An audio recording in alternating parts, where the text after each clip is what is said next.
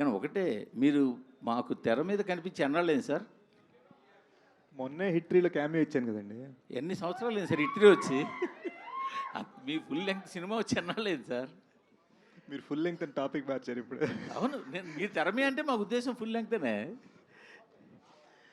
Sir honestly మీకు ఒక చిన్న రీజన్ చెప్తా.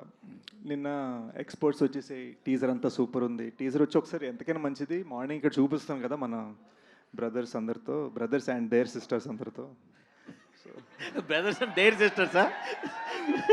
సో వచ్చి కలర్స్ చూసుకుంటే అరే కలర్స్ ఇంకా బెటర్ ఉండాలి కదా, కలర్స్ ఇంకా బెటర్ ఉండాలి కదా అని మా డైరెక్టర్ 8 hours వర్క్ చేసేయండి. పొద్దున్న 3 ఇక్కడి నుంచి బయలుదేరాడు.